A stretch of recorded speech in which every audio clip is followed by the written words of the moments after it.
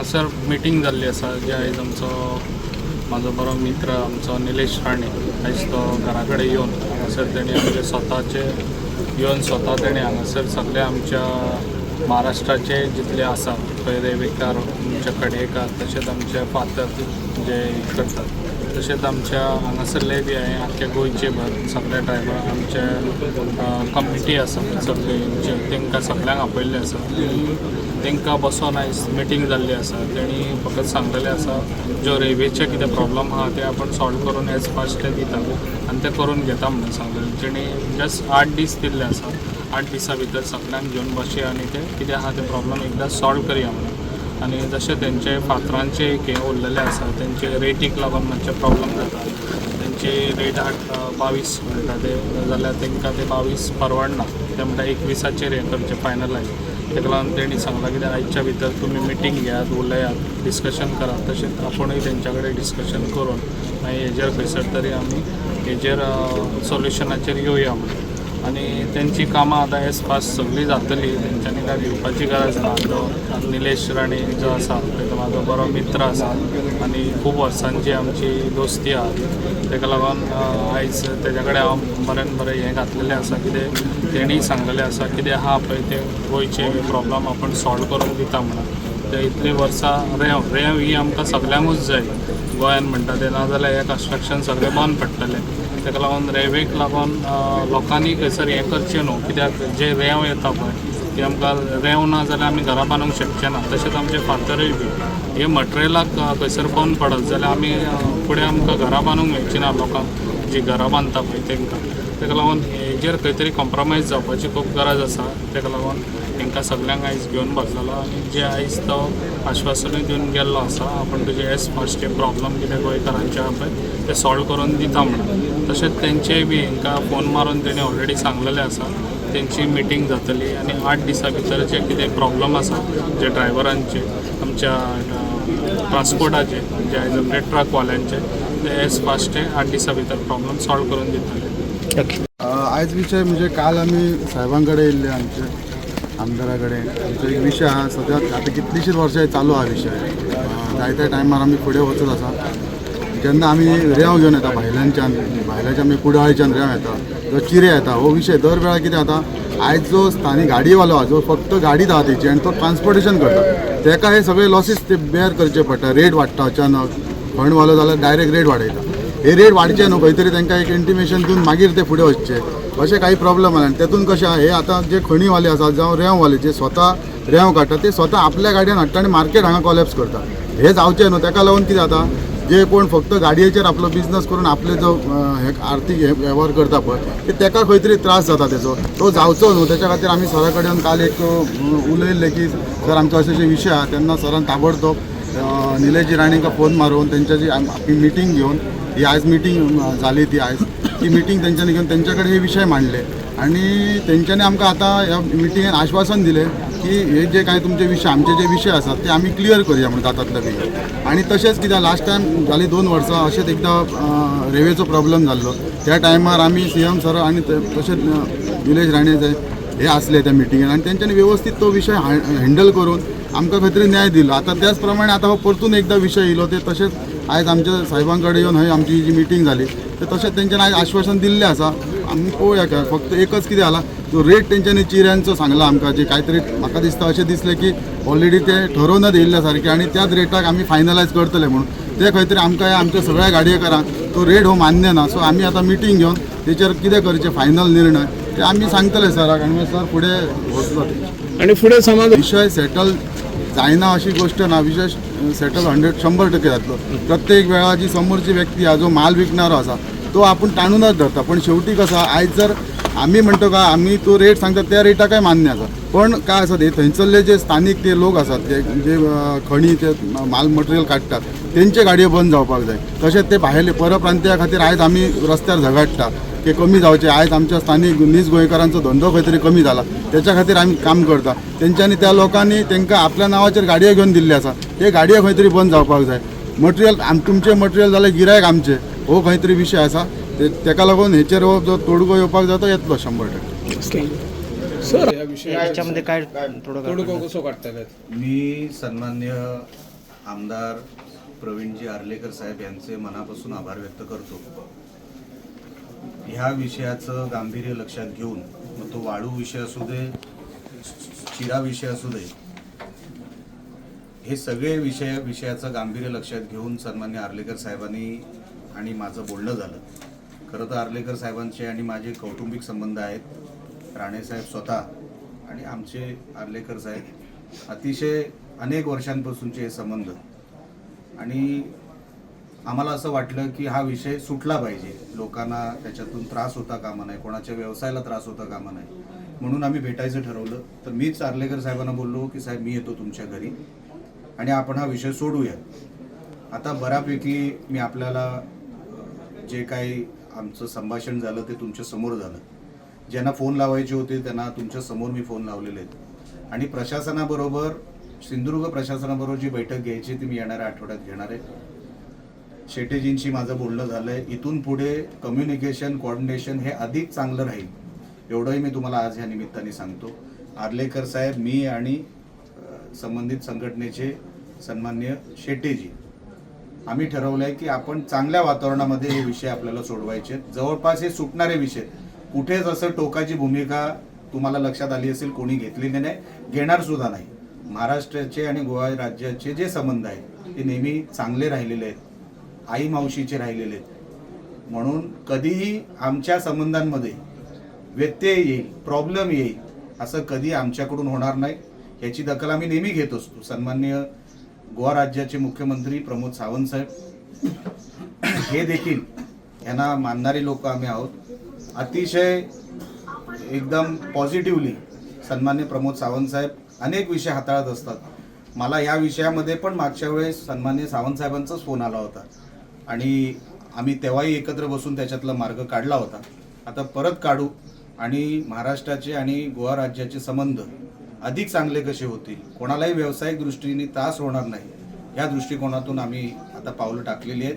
ह्याच्यामध्ये नक्की आम्ही यशस्वी होऊ. मी परत एकदा आर्लेकरजी आणि आमचे शेटेजी यांचं मनापासून आभार व्यक्त करतो, आणि आपण जेवढे लोक इथे आलात संघटनेच्या वेगवेगळ्या माध्यमातून त्यांचे सगळ्यांचे मी आभार व्यक्त करतो. आमचो निलेश राणे येयल्लो आसा, हांव ताका वेलकम केला. खूब बरें दिसता. आमची दोस्ती खूब वर्सांची, आमचे कलंगूट आसतना त्या टायमाची आमची दोस्ती, आनी ह्या फॅमिली पासून आमी बरें हें आसा आमची. तशेंच आयज ताका थँक्यू म्हणटा कित्याक म्हाज्या घरांत येयल्ल्या बद्दल वेलकम. आनी तशेंच खुबशीं म्हाका दिसता वर्सां जालीं ट्रकवाल्यांचे खुबशे प्रॉब्लम आहा, रेल्वेचे म्हणून नाका, कडयेचे, तशें आतां तेंचे फातरांचे, दगडांचे ते बी प्रॉब्लम चालू जाल्ले आसा. ताका लागून म्हाज्या कडेन ते येयल्ले, हेज्या पयलीं येयल्ले, पूण ते भरगडत आनी खंय खंय वचत आसले, पूण ते परत म्हाज्या कडेन येवंक ना. तांकां खबर नासली कितें म्हाजें आनी तेजें कितें रिलेशन आहा तें. आयज ताका एक फोन मारलो जाल्यार तो म्हणलो आपूण तुज्या घरा कडेन येता, घरा बसून आमी प्रॉब्लम कितें आहा ते सॉल्व करया. आनी आयज तो घरा येयल्लो आसा. जे आयज कितें प्रॉब्लम तेंचे आहा ते तेणी सगळे ऑलरेडी तांकां सांगलेले आसा, आनी एज फास्ट हे प्रॉब्लम आमी सॉल्व करून दितले. कित्याक आमचे महाराष्ट्राचे आनी गोंया आमचे दोनूय हेंचे बरें रिलेशन आहा, आनी थंय बरें रिलेशन रावचे म्हणून हांव जाता इतलो हें करतलो, ट्राय करतलो. आनी जे आमचे पेडणेचे सगळ्यांचे, तशेंच गोंयचे लोकांचे, हे आयज गोंयभरचे लोक हांगासर येयल्ले आसा, जे आयज आमच्या सगळे प्रॉब्लम्स घेवन रेल्वेचे, फातराचे आनी आमचे कडयेचे, ताका लागून हे सगळे गोंयचे भरचे लोकांचे प्रॉब्लम सॉल्व करून आमी एज फास्ट हे दितले. बसलो. आता मागचे ते विषय होते प्रशासनाचे, ते मी प्रशासनाशी बोलून मी हँडल करतो. आता तुम्ही हे सगळं संघटनेमध्ये जे काय रेट चालवता, तो अगोदर काय रेट होता आणि आताचा जो रेट आहे त्याच्यामध्ये तफावत आहे. तर तू आणि हे बाकीचे सगळे कधीतरी बसून त्याच्यावरती मार्ग काढणार आहात का? कारण का रेटच जर परवडणार नाही तर मग कोणच धंदा करू शकत नाही. हा, अरे पण राजा मग एकदा बस ना, एकदा बसलं पाहिजे इकडच्या संघटनेबरोबर. मी आता त्यांना इन्व्हाइट केलंय पुढच्या आठवड्यामध्ये प्रशासनाशी हे सगळं झाल्यानंतर एकदा आपण बसू. अरे आपल्याला वर्षानुवर्षे एकत्र काम करायचं, असं काय तुम्ही, मला असं वाटायचं की सगळं तुम्ही हँडल करताय खाली. त्या डंपरवाल्यांना पण बोलव, सगळ्यांना एकत्र बोलव, पुढच्या आठवड्यात बसून तो विषय मिटूया. पण तू यांच्याशी बोलून घे तोपर्यंत. मिलिंद शेटे याची. हा, एक मिनिट, बाबासाहेब बोलतात. ए बाबा, ते आपला मालवणचा जो विषय आहे ना आपल्या वाळूचा, त्यांचं. हॅलो हॅलो, अरे ऐकून घे ना बाबा, कुठे आहेस तू? ऐक आता, ऐक, मी गोवा राज्यात बसलोय आमदार आर्लेकर साहेबांच्या घरी. सगळे वाळू संघटनेचे सगळे सदस्य इकडे आहेत. वाळूचा विषय, मालवणच्या वाळूचा विषय त्यांनी काढला. आता तिकडे त्यांचं म्हणणं असं आहे की कुठेतरी रेटमध्ये नियंत्रण गेलंय, काही कोणाचं काही संबंध नाही, काही कोणाचं काही कंट्रोल नाही. तर जोपर्यंत तुमचं आणि त्यांचं जे काय आपसात बोलणं होतं तोपर्यंत सगळं ठीक होतं. एकदा बोलून घ्या. काय नाव तुझं? फरहान. फरहान. हा, एकदा बस या आठवड्यात आणि मला सांग काय त्याच्यामधलं रिझल्ट येत होते. पण रिझल्ट काढायचं एवढं लक्षात ठेव. चल, एवढं मला ठाम माहितीये म्हणून मी तुम्हाला एवढं परत परत सांगतोय. बाकीचं माझं काय म्हणणं नाही. उद्या हे लोकांनी नवीन लीडर कोणतरी नेमला तर ते त्यांचं आहे, मी काय त्यांना त्याच्यात हस्तक्षेप करू शकत नाही. आज जोपर्यंत बॉल माझ्या कोर्टात आहे तोपर्यंतच मी तुम्हाला सांगू शकतो. सर, इकडे आमची लोकल गाडी जी गोयात आहे ना, त्यांची रेट आहे 20-21. आणि आता आम्ही इकडून महाराष्ट्रात जाण्याचा डिझेल आम्हाला जास्त लागतो गाडीवाल्याला. आता इकडून लागते 700-800 रुपयांमध्ये गाडी गोयात पोहोचते. पिंडामध्ये खणी लोकल चालू आहे. आता आम्ही तर आमच्या गाडीवर महाराष्ट्रात भरायला लागलं, आम्हाला त्या ट्रिपला 1700 रुपये डिझेल लागतात. त्यांना पण माहिती आहे. म्हणजे ऑटोमॅटिक आमच्या वरचे 4 रुपये पहिले आम्हाला महाग पडले आणि वरून तर स्पॉटवरती माल. त्याला आम्ही मानिनी पकडणार, पण त्याच्या एकाच्या चुकीमुळे काय फरक, बाकीची शिक्षा त्यांना मिळू नये एवढंच माझं म्हणणं आहे. सर, मुकदम आणि मालकाला विचारून 19 रुपये. आता आम्ही मुकादम बंदच करतोय, मुकादम सिस्टम बंदच करून टाकतोय. मुकादम नाहीच, त्याच्यामुळे त्यांच्या गाड्यांचा विषय नाही आणि काहीच नाही. हळूहळू आम्ही मुकादम सिस्टम बंद करून टाकतो. हळू नाही, ताबडतोब बंद करून बंद करून टाकतो. जर आपण एक विषय इकडे मांडतो ना तर ताबडतोब मुकादम सिस्टम. आणि जे गाड्यांचं आहे साहेब, वाळूचे रेट वाढले, खडीचे वाढले, फक्त चिऱ्यावरच हे काम. म्हणून आम्ही म्हटलं, कारण लॉस मध्ये धंदा करून फायदा काय, खर्चच होतो. लोकली सावंतवाडीत जर एक गाडी उतरवायची असते ना तर ती 30 रुपयाला उतरते. किती रुपयाला? मी बिल्डर आहे ना. ते सोडून दे, तू काय आहेस. 30 रुपयाला उतरते, बरोबर आहे. आता मला साहेब सांगा, 30 रुपये लोकल इथे ट्रान्सपोर्टला, तो त्याच्यामध्ये तर मी पडत सुद्धा नाही ट्रान्सपोर्टला. ही सावंतवाडीचं मी म्हणतोय. मग तुम्ही किती जो रेट लावतात, it is at your disposal, बरोबर आहे. त्याच्यावर तर आम्ही नियंत्रण आणू शकत नाही. म्हणून मी सांगतो, हा रेट जो आहे तो योग्य आम्ही विचार करून याच्यावर बसलेलो, बाकी काय नाही. त्याच्यात साहेब गाडीवाला लॉस होतो. कसं होणार? तुम्ही जो काय कॅरी फॉरवर्ड रेट आहे, जो काय कॅरी फॉरवर्ड रेट आहे तो तुमच्या नियंत्रणात आहे. तुम्ही सांगता आता आमचा 19 होता, तुम्ही म्हणताय 20 ने 3 पुढे गेला 23 होतो. प्लस आता अहो 20 ने मी 1 रुपया कट केला, मी 22 वर सांगतोय. डिझेलचा 1 रुपया आम्हाला तर हे करावंच लागेल. अहो भाऊ, मी 23चा 1 रुपया कॅन्सल केला मी तुमच्या म्हणण्यावर. तुमचा मान नाही 20 मग मीटिंगला काय अर्थच नाही ना. मग मीटिंगला काय अर्थ नाही. मी जेव्हा आर्लेकर साहेबांशी बोललो, मी याच्यातला मधला मार्ग आपण काढू. आपल्याला बघा, चिऱ्याचा रेट वाढला नाही वगैरे, मी त्याच्यावर परत येत नाही. आपण एकदा एक स्टँड घेतल्यानंतर मग तुम्ही 25 रुपयांनी द्या, 30 रुपयांनी द्या, it is at your disposal, right or wrong. त्याच्यामध्ये आम्ही काही बोलू शकत नाही. जर सावंतवाडीमध्ये 30 रुपयाला मिळतोय म्हणजे त्याच्यामध्ये 5,000 रुपये पर गाडी मागे निघतात, म्हणून ते निघतोय, म्हणून तिकडे होतो. तसंच तुम्हालाही हे आहे ना, फ्रीडम आहे ना. त्याच्यामध्ये आम्ही तर हस्तक्षेप करू शकत नाही. माझा विषय असा आहे की आपण जे काय सेलचा भाव पकडता त्याच्यामध्ये आम्ही बोलत नाही. सेलचा भाव तुमचा, पण आम्हाला धंदा करायला जो काही नुकसान होतंय ते आम्हाला आता इथपर्यंत आलंय, म्हणून आम्ही ह्या मीटिंगला बसलो. मी आर्लेकर साहेबांना बोललो की हे सगळं काही शांत करायची जबाबदारी तुमच्यावर आणि आमच्यावर आहे. आता ह्याच्यानंतर मी परत जाऊन बसणार तिकडे. म्हणून मी तुम्हाला सांगतो, एक मधला मार्ग काढूया. म्हणून मी तुम्हाला 22 रेट बोललो. तुम्ही तुमचं ऐकला मी 30 सेकंड मध्ये सांगितलं की आता 23 नको, कारण का आपल्याला दोन्ही बाजू बॅलन्स ठेवायचे, बरोबर आहे. आपला मान मी ठेवला. आता ह्या मीटिंगचा मान ठेवून आपण हा विषय इथे क्लोज करूया, एवढीच फक्त विनंती करतो. लोकल सर परत नाही एकच बोलले सर परत काय एक मिनिट असे बोलले जरा सर परत काय होणार जर 2 रुपये वाढ झाली ना तर आमचे ब्लॉक्स आहे ना परत ते लोक कॉन्ट्रॅक्टर लोक ते ब्लॉक्स घेणार आहे तसं आहे कॉन्ट्रॅक्टर ना सिमेंट ब्लॉक्स घेणार आहे परत आम्हाला ना कोण घेणार नाही. साहेब मी तुम्हाला सांगू एक विनंती करतो तुम्हाला साहेब मला एक मिनिट साहेब एक मिनिट. जेव्हा तुम्हाला असं वाटेल की मार्केटमध्ये सिमेंट ब्लॉक जास्त चालू आहे मग आपण परत रेटसाठी बोलूया. साहेब जांबा दगड घेणारा जांबा दगडच घेतो तो कधी सिमेंट ब्लॉकच्या मागे जाणार नाही. साहेब हे तुमचाही अनुभव वेगळा असेल माझाही अनुभव आहे सर जांबा दगड घेणारा जांबा दगड घेतो. म्हणून माझी विनंती आहे मी बघा साहेब ह्या साहेबांचं जिथे येतं ना तिथे आम्ही काय जिथे गोवा राज्य सावंत साहेब तिथे आम्ही डिस्प्यूट करायला येत नाही आम्ही इकडे क्लोज करायला येतो. आता नुकसानीत मी माझ्या लोकांना नाही ना सांगू शकतो धंदा करा. साहेब एक रिक्वेस्ट आहे सर आमच्यामुळे ना थोडं काहीतरी कमी करा ना साहेब.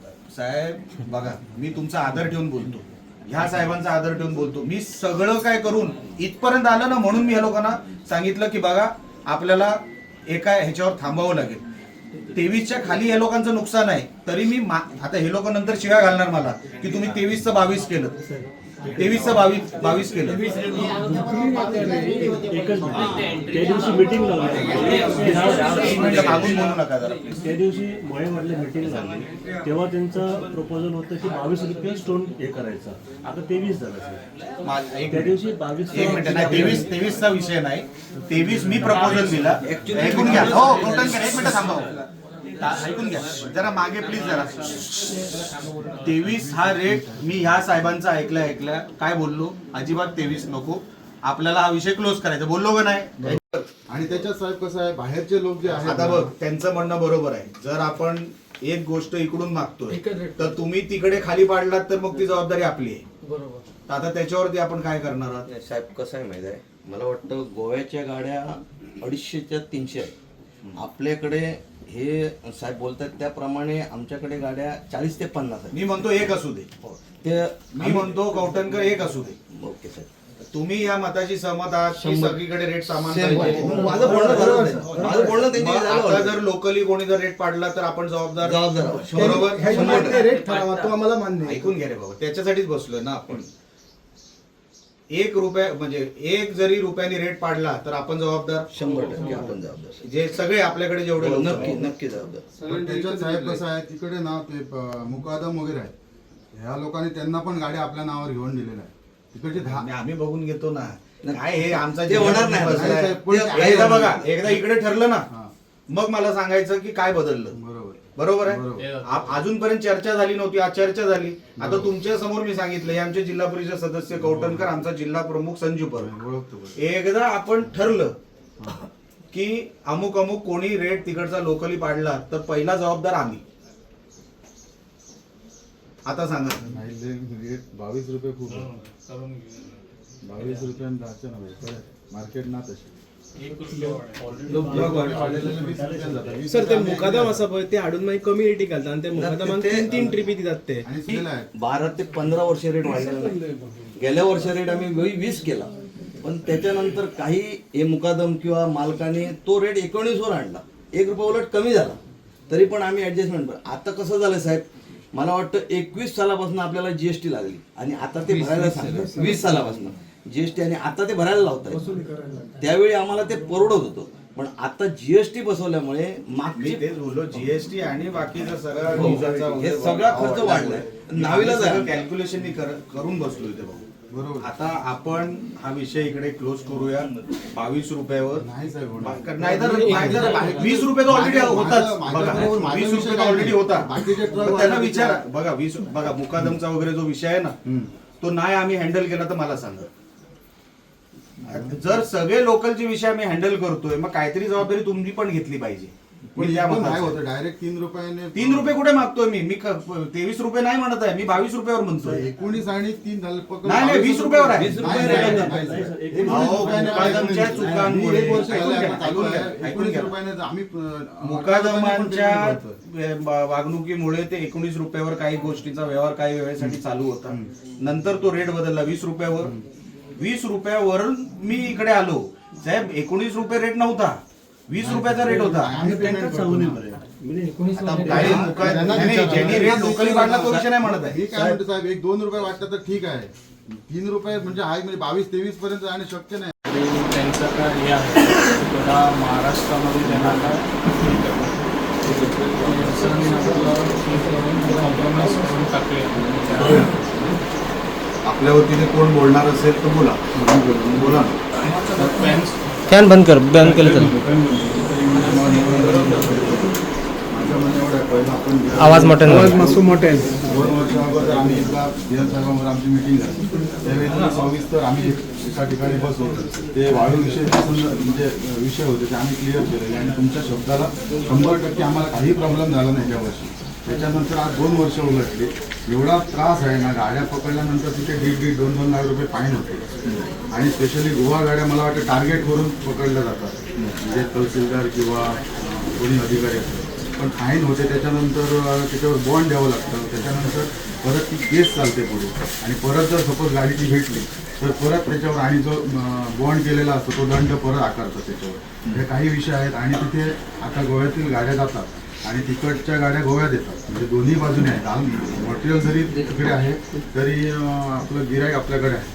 मग माझं असं म्हणणं आहे की पूर्ण असोसिएशनतर्फे मी म्हणतो की आता आमच्या गाड्या तिकडे जातात ना, त्यावेळी जे दर आहेत त्यांचे ते दर वाढ केली जाते, म्हणजे 10,000ची 12,000, 13,000. हे तुम्ही कसं वाळूचं म्हणताय की वाळूचं पहिलं वाळूचाच विषय हां. त्याच्यामुळे हे प्रॉब्लेम आहेत. आमच्या गाड्या भरल्या जात नाही, तिकडनं भयंकर गाड्या इकडे येतात. दुसरं त्यांना डॉक्युमेंट नाही गाड्यांना. 6 वर्ष झाली गाड्या चालतात, त्यांना प्रॉपर डॉक्युमेंट पाहिजेत, ते पासिंग नाही काही नाही, अशा गाड्या चालतात. त्याच्यावर सुद्धा आमचं, कारण ह्या गाड्या अशा चालल्या, कारण कसं वर्षाच्या वर्ष पासिंग करायला 1-1.5 लाख रुपये खर्च आहे. पण ते ना करण्याने त्यांना ते स्वस्त टाकणं किंवा आणि काहीतरी करणं, त्याच्यामुळे आम्हाला इथे गिऱ्हाईक करायला त्रास होतो. कस्टमरला आम्ही ज्यावेळी कस्टमरला समजा मी 10,000ने वाढ टाकतो तर मी इथे येऊन ती मला एक 20,000 किंवा 22,000 मिळायला पाहिजे. पण तिकडनं जे गाड्या येतात ते 16,000 17,000 टाकतात, त्याच्यामुळे गिऱ्हाईकचा गोंधळ होतो. हे सगळे विषय चालू आहे. जवळजवळ आता आमच्याकडच्या गाड्या सगळ्यात बंद आहेत जास्तीत जास्त, पण तिकडनं गाड्या येतात. हा आमचा एक मेजर इश्यू आहे.